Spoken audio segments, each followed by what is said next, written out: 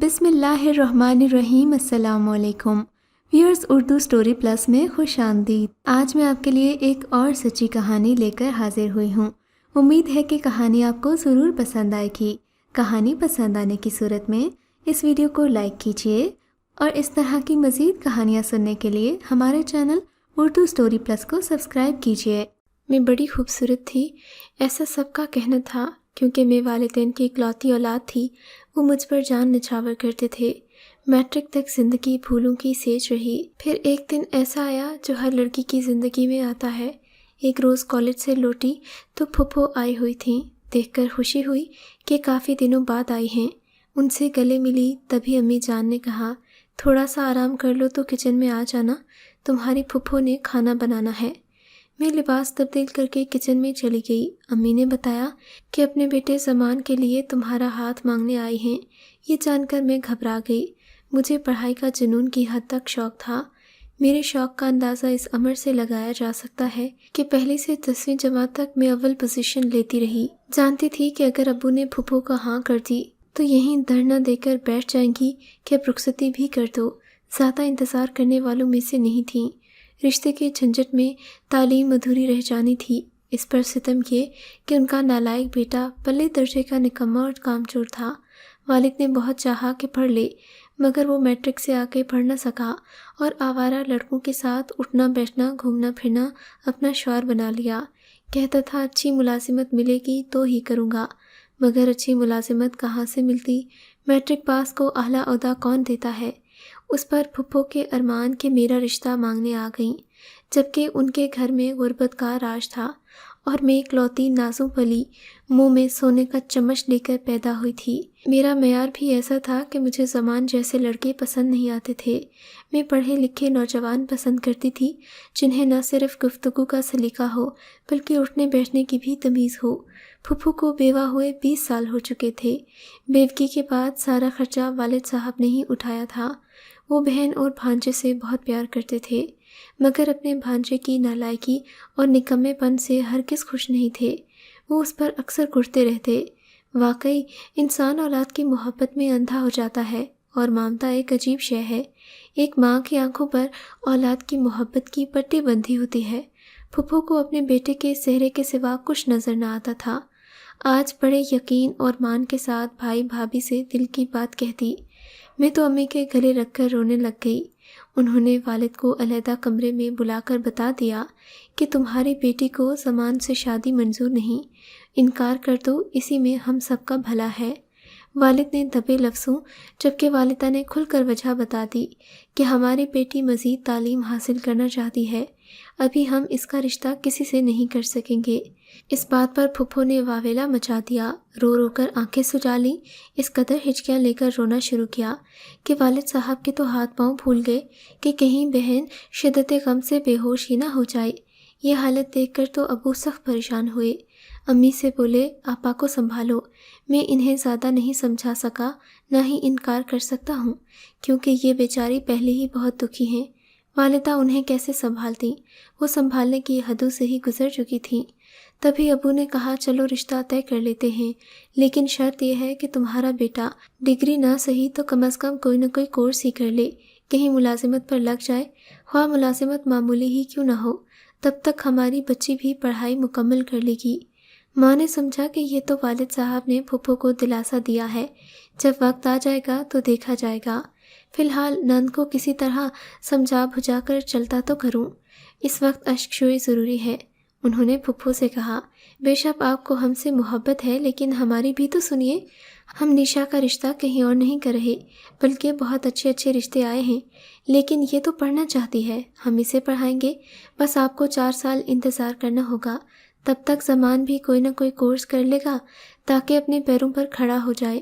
پھپھو کی تو باچھیں کھل گئیں، روتے روتے ہنس پڑیں کہ چلو اپنے انکار کو ہاں میں تو بدل دیا۔ دیر سویر تو ان معاملات میں ہوتی رہتی ہے، اب آگے جو منتیں کرنا پڑیں گی تو میں کر لوں گی۔ وہ امی ابو سے میرے رشتے کا وعدہ لے کر ہی ٹلیں۔ ان کے جانے کے بعد امی ابو دیر تک اداس رہے۔ امی نے پوچھا، کیا ہوا؟ آپ اس قدر پریشان کیوں ہیں؟ کہنے لگے، اپنی بچی کا رشتہ دینا ہماری مرضی پر ہے، وہ زبردستی تو نہیں کر سکتی، پھر آپ کو کیوں پریشانی ہے؟ सोच रहा हूँ बेहतर है कि इस दुखिया का दिल न तोड़ूं। वो मेरा भांजा है, जब दामाद बन जाएगा तो अपने साथ काम पर लगा लूँगा। हमारा तो वैसे भी कोई बेटा नहीं है, ये भांजा मेरा खून है। कोई गैर मेरे बाद क्यों हमारे बिजनेस और जायदाद का मालिक बने। इससे तो बेहतर है कि अपने इसी यतीम भांजे को गले से लगा लूँ। वक्त के साथ सब सीख जाते हैं, ये भी कमाना सीख जाएगा। अगर नहीं कमाया तो मेरे पास अल्लाह का दिया सब कुछ है। हमें खर्चा देना होगा तो आपा को देते रहेंगे। अब्बू की बात सुनकर अम्मी को सकता हो गया और बस मेरा तो रोने से काम था। वालिदा ने समझाया कि तुम रो रो कर खुद को हलकान मत करो। रोने से तकदीरें नहीं बदलती। जो तकदीर में लिखा है वो तो होकर रहेगा। फ़िलहाल मैं तुम्हारे वालिद को मना लूँगी कि पढ़ाई पूरी होने तक डिस्टर्ब न करें। 2 साल तक ही फूफो बमुश्किल चुप रह सकी। फिर तकाजा शुरू कर दिया कि उम्र तो बेवगी में काटी है, अब कब तक बेटे की खुशी देखने का इंतज़ार करूं। आपकी एक शर्त तो हमने पूरी कर दी है। मेरे बेटे ने मुलाजिमत हासिल कर ली है और ज़रूरी कोर्स जो मुलाजिमत के लिए लाजिम था वो भी पास कर लिया। बेशक तनख्वाह कम है मगर इंशाअल्लाह अपनी मेहनत से तरक्की कर लेगा। भांजे की फर्मा बरदारी पर वालिद साहब ने उन्हें उंदिया दे दिया। हमारी ज़ुबानों पर तो ताले लगे थे कि उन्होंने अपना फ़ैसला बहन के हक़ में कर लिया था। माँ भी बिलाखिर शौहर के तेवर देखकर चुप रहीं। अब्बू ने मेरा हाथ ज़मान के हाथ में देने से पहले उसे बहुत समझाया। वो उसकी मामूली मुलाजिमत से भी खुश थे कि चलो उसने कोशिश की है। अगर आज मामूली नौकरी कर सकता है तो कल बिज़नेस करना भी सीख जाएगा। शादी धूमधाम से हो गई। शर्त ये रखी कि निशा शादी के बाद भी पढ़ाई जारी रखेगी। वालिद ने इतना जहेज़ दिया कि फूफो का घर भर गया। अब वक्त तेज़ी से गुजरने लगा। मेरे जीवन साथी को हर माह अब्बू से माकूल रकम बतौर जेब खर्च मिल जाती। वो तो खुशो खुर्रम रहने लगा। अब्बू के आगे जी हजूरी करता और आदाब बजा लाता। इस न्याज़मंदी से वालिद साहब खुश थे कि भांजा सुधर गया है, मगर बिगड़े कब संवरते हैं। अलबत्ता फूफो मेरा बहुत ख्याल रखती। सारा दिन में किताबें लिए बैठी रहती तो वो मुझे कोई काम ना कहती, ज़रा भर भी डिस्टर्ब ना करती। खाना हाथ में देती। मेरा जब जी चाहता अपनी मर्ज़ी से मैके आ जाती। वहाँ जितने दिन रहती वो एतराज़ न करती। मेरी इस रविश पर ज़मान को भी एतराज़ नहीं था कि वो अपने दोस्तों में ही खुश रहता। सारा दिन उसके साथ घर से बाहर होता। ड्यूटी से आते ही कपड़े बदल कर घर से चला जाता। मुझे भी उसकी कंपनी ज़्यादा पसंद ही नहीं थी। जी चाहता बस बाहर ही रहे ताकि मैं सुकून से पढ़ती रहूं। अब मैं बतौर प्राइवेट तालिबा बीए इम्तिहानात की तैयारी कर रही थी। हरगिज़ ना चाहती थी कि पढ़ाई में खलल पड़े, मगर अल्लाह को मेरी इस ख्वाहिश की तकमील भी मंजूर न थी। शादी के साल बाद ही माँ बन गई। बच्ची को फूफो ने गोद में भर लिया, वही उसे संभालती परवरिश करती रहीं। मैंने बमुश्किल 3rd ईयर के पर्चे दिए थे कि अल्लाह ने फिर एक बेटी दे दी। मैं बहुत घबराई, अब क्यों कर पढ़ पाऊँगी। फूफो ने ये बच्ची भी संभाल ली। बड़ी बात थी कि वो उम्र के इस हिस्से में थी कि लगातार मेरे बच्चे परवरिश करने की मुशक्क़त नहीं झेल सकती थी। 2 बच्चियों के बाद मुझे शिद्दत से एहसास होने लगा कि मेरा शौहर मामूली तनख्वाहदार है। काश ये पढ़ा लिखा होता तो अब्बू इसे अच्छे ओहदे पर लगवा देते। मुझे मालूम नहीं था कि वो हस्पताल में किस किस्म की ड्यूटी करता है। कभी कभी उसके साथ काम करने वाली नर्स का फ़ोन आ जाता। मुझे लगा कि कोई मेल नर्स होगा। फूफो ने भी कई बार पूछा। वो कहती थी तुम इससे खुद पूछ लो, मुझे नहीं बताता। 2 बच्चियों का बाप बन जाने के बाद भी ज़माना सुधरा। वो दोपहर से गायब होता तो रात गए लौटता। मुझे शक होता, अल्लाह जाने ये मुलाजिमत भी करता है या झूठ बोलता है। वो मेरी और बच्चियों की जिम्मेदारी से मुकम्मल तौर पर बरी और ज़िम्मा था। बस वालिद साहब की कदम बोसी और उनसे हर माह जेब खर्च वसूल कर लेता। यही उसका मकसद हयात था। मैं अब्बू से कहती, आप इसे कब तक देते रहेंगे? इन्हें खुद भी तो कुछ सोचना चाहिए। बच्चियां भी छोटी हैं, कल बड़ी हो जाएंगी, इनके अखराजात बढ़ेंगे। खुदा जाने ज़मान कैसी मुलाजिमत करते हैं। जो भी मुलाजिमत करता है रे कुछ तो कर रहा है। मेरे पास जो कुछ है कल को इसी का तो है। मैं क्यों पूछताछ करूं, उसका दिल ख़राब करूं। मेरा कोई बेटा होता तो क्या उसे खर्चा न देता। ऐसी सोचों में न पड़ा करो।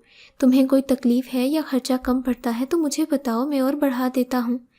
वालिद साहब चाहते थे कि उनका दामाद कारोबार संभाले, क्योंकि वो खुद दिल के मरीज़ थे। डरते थे उसे बिज़नेस सौंप दिया तो कहीं 2 दिन में चट ही न कर दे। चाहते थे कि हस्पताल की मुलाजिमत को खैराबाद कहकर ज़मान उनसे कारोबारी तरबियत हासिल करे। مگر بھانجے صاحب آج کل پر ٹالتے تھے، کیونکہ اس طرح ان کی آزاد زندگی میں خلل پڑتا تھا، اور پابندی تو انہیں کسی طور پسند نہ تھی۔ والد صاحب کے وفات پاتے ہی امی جان ہماری طرف امید بھری نگاہوں سے دیکھنے لگیں۔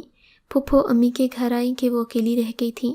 انہوں نے کاروبار کا زمان کو بنا دیا اور کہا کہ اب تم مالک ہو، سنبھالو مرحوم ماموں کا سب کچھ، میں عورت ساتھ کیا بزنس کروں۔ زمان کی تو لاٹری نکل آئی، جس کے نکلنے کا وہ منتظر تھا۔ میں تیسرے بچے کی ماں بن گئی تھی، گریجویشن کا خواب ادھورا رہ گیا۔ میں بچوں کی پرورش میں لگ گئی۔ میرے سرتاج نے والد صاحب کے کل اثاثہ جات پر قبضہ کر لیا۔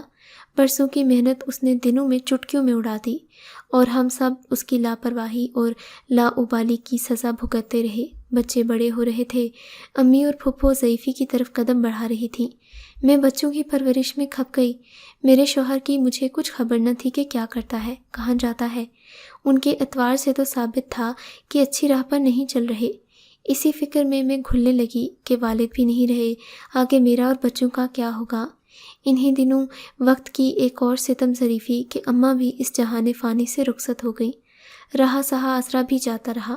اب تو مشکلات کے اصل دن شروع ہو گئے کہ ایک دن اچانک زمان کافی رقم لایا اور کہا اسے رکھو، میں نے کمانا سیکھ لیا ہے۔ وہ کیسے؟ مجھے بھی تو بتائیے۔ کیا ترقی مل گئی ہے، تنخواہ بڑھ گئی ہے، یا کسی اور ملازمت پر لگ گئے؟ کسی نئی ملازمت پر نہیں لگا ہوں، وہی پرانی ہے۔ کبھی کچھ مصیبت زدہ لوگوں کی مدد کر دیتا ہوں تو انہی کے طفیل کمائی میں برکت ہو جاتی ہے۔ وہ مصیبت زدہ لوگ کون تھے، ان کی کیسی مدد تھی، یہ تو ایک راز ہی تھا۔ یہ راز بالآخر ایک دن کھل گیا جب پولیس انہیں گرفتار کرنے آئی۔ یہ ایسے لوگوں کے بچوں کو ان سے لے لیتے جو ان بچوں کو اپنے پاس رکھنا نہیں چاہتے تھے۔ وہ ان معصوموں کو کوڑے کے ڈھیر پر پھینکنے کی بجائے انہیں دے جاتے۔ یہ انہیں کہتے کہ کچھ بے اولاد جوڑوں نے کہہ رکھا ہے، انہیں اولاد کی خوشی مل جائے گی، اس طرح کسی معصوم کی جان بچ جائے گی۔ ان کے اس کام میں ایک نرس بھی شریک تھی۔ ایک دن رقم کے لین دین پر زمان اور نرس میں تکرار ہو گئی۔ عورت نے خفیہ طور پر پولیس کو اطلاع کر دی۔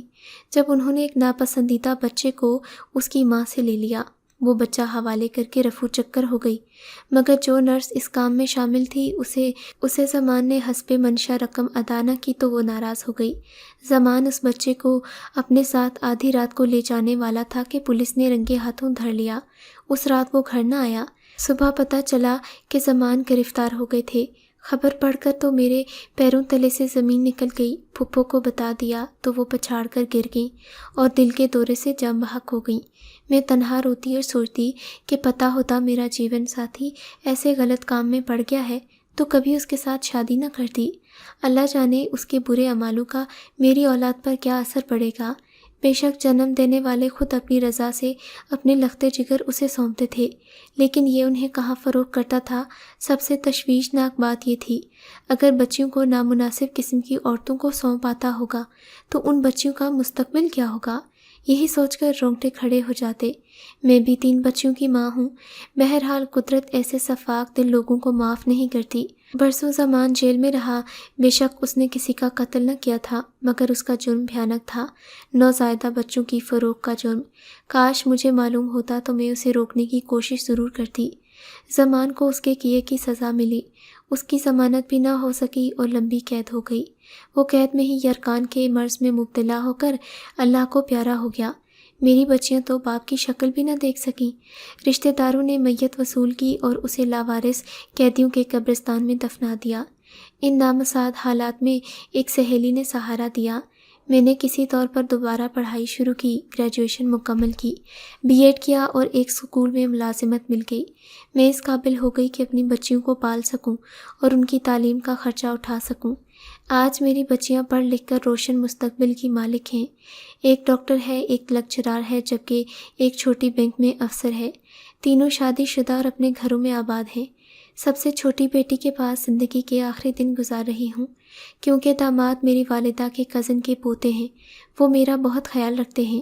دعا ہے کہ جن بچوں کا باپ صحیح راہ پر نہیں ہوتا، ان بچوں کی ماں کو خالق پائے استقلال دے، اور اگر ماں کی فطرت اچھی نہ ہو تو مالک دو جہان ان بچوں کے باپ کو اعلیٰ کردار سے نوازے، تاکہ دونوں میں سے کوئی ایک تو نو نہالوں کو تباہ ہونے سے بچا لے۔